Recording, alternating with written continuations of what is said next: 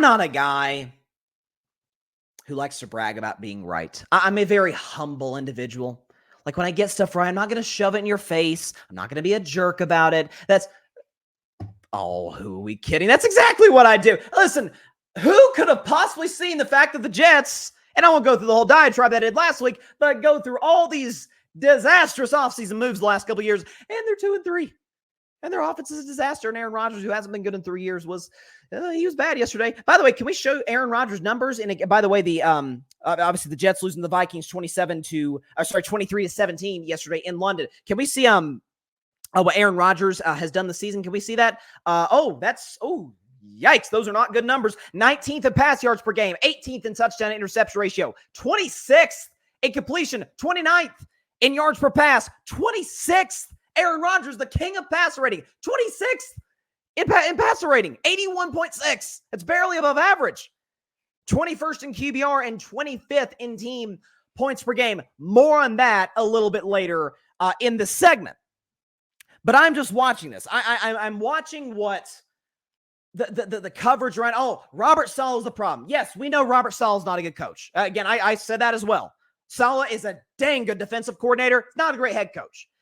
Now, I can make the case, hey, he was forced into a lot of these moves. Joe Douglas is really the guy to blame for a lot of the Jets' struggles. But nonetheless, is the fact that if I asked you, this is to me where it comes down to, because Aaron Rodgers was not very good yesterday against the Vikings. We can look at stats. I've got it on my phone here. Okay, Aaron Rodgers threw not one, not two, 3 interceptions in this football game against the Vikings. He did throw 2 touchdowns, 244 through the air, barely completed over 50% of his throws, QBR 42, and a pass rating bad of 54.9. Aaron Rodgers was not very good yesterday. And in a game the Vikings lose by 6, he threw 3 picks, including a pick 6, doesn't help. But if I asked you a question, and I said, after the Jets season was over, and I asked you, okay, Jets obviously had a lot of problems. They went 7-10. But what was the biggest problem? Or who can you pinpoint? Who is the biggest, among players, who is the biggest net negative for the New York Jets a season ago? And you'd say, it was probably Zach Wilson, right? Well, yeah, I agree. I mean, I don't think Zach Wilson's that good. Like, he may be okay as Bo Nix's backup in Denver with Sean Payton. I mean, who knows? But Zach Wilson's not a franchise quarterback the way the Jets had hoped he was when they drafted him 2nd overall 3 years ago. Can we look at this? Because I crunched the numbers when prepping for the show, and I was flabbergasted by what I came out with. Okay, so what you're going to see on the left side of the screen is the Jets offense. On the right side of the screen is an equally bad offense. Can we show you those numbers, please? Blind resume. So both teams average the exact same points per game. Yards per game, Jets have them beat by 3 yards. Okay, but the other team has them beat a little bit in terms of yards per play. Jets this year have obviously less than two less turnovers, but 13 more penalties. Both teams have the same record. So I think we would agree, if you're watching on YouTube and Facebook, those numbers are basically identical. Can we show you what that team is? Can we see what they're all about? That's the Jets last year through 5 games. With Zach Wilson, they're basically the exact same offense. Same amount of points per game, yards per game identical, yards per play. The Jets last year actually have the Jets this year beat through the first 5 games. Jets this year have fewer turnovers, but 13 more penalties. They have the exact same record. By the way, to make it even more flagrant, many of the Jets believers coming this year, like the big thing was, hey, we're not necessarily expecting Aaron Rodgers to be peak Aaron Rodgers MVP guy. We're not necessarily expecting our offense to be like the prime Kansas City Chiefs or San Francisco or these days the Washington Commanders. But if nothing else, our defense is going to be great. And last year, in stretches, yeah, it was. The defense kept them in a lot of games. Let's look at these stats, folks, because this year's Jets defense through the first 5 games is way better. Way better, okay? They averaged 4 fewer points per game given up, almost 100 less yards given up, 50-plus pass yards less given up by this year's Jets defense as opposed to last year, and 5 more sacks by the Jets this year than they had a year ago at this time. The Jets defense, by every metric, top 5 in the league. By those metrics through the first 5 games, average, not great. And they have the same record. Maybe that's Aaron Rodgers' fault. Maybe it's the fault of a guy who folks are finally coming to my side of the table on this. Has not been good in 3 years. Last time Aaron Rodgers won a playoff game was the COVID year, 2020.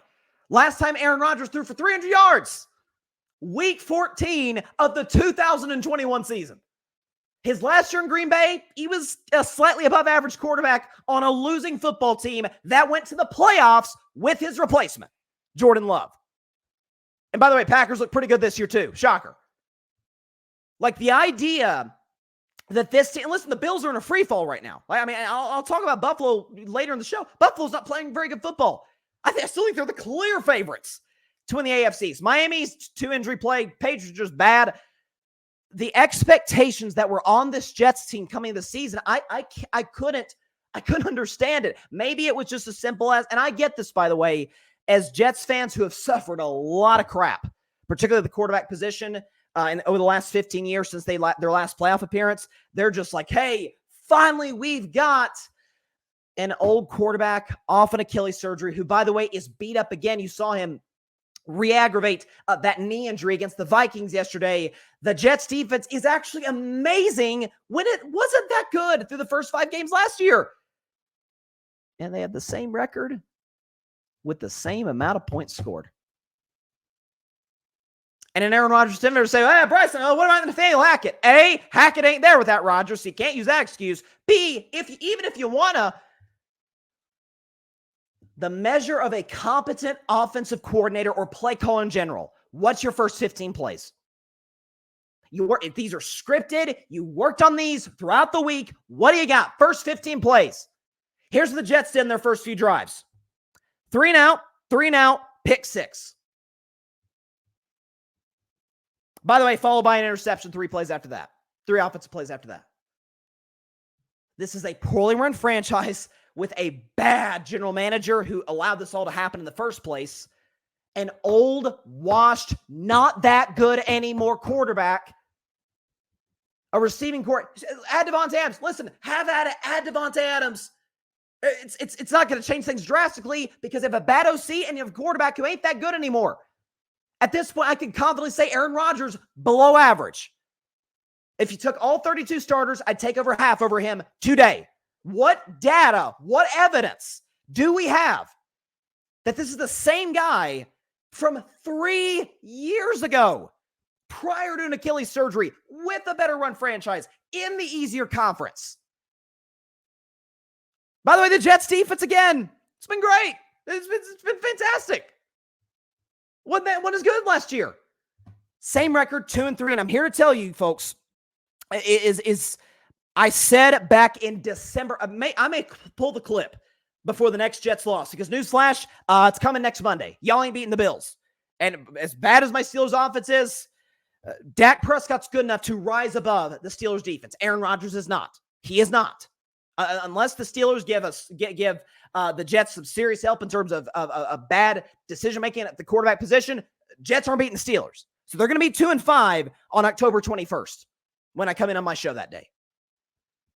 Is that, again, you got Buffalo, you got the Steelers, Patriots, okay. Then you got the Texans against a Cardinals team that could score points, okay. Indianapolis, Joe Flacco can do this thing. Seattle, I mean, it's this looks like every bit of the 7-10 team that I said they'd be around December last year and certainly before this season. I'm just, by the way, I saw this as well, that on I think I have this in my notes here. Yeah. That on a per route basis, and this is like second, third, fourth level analytics, but on a per route basis, Garrett Wilson was more productive last year with Zach Wilson than with Aaron Rodgers. Maybe it's because Zach Wilson and Garrett Wilson had a rapport. And maybe Aaron Rodgers would have a rapport with this player if he showed up to mandatory minicamp. Just an idea. It's not a good football team. It's not.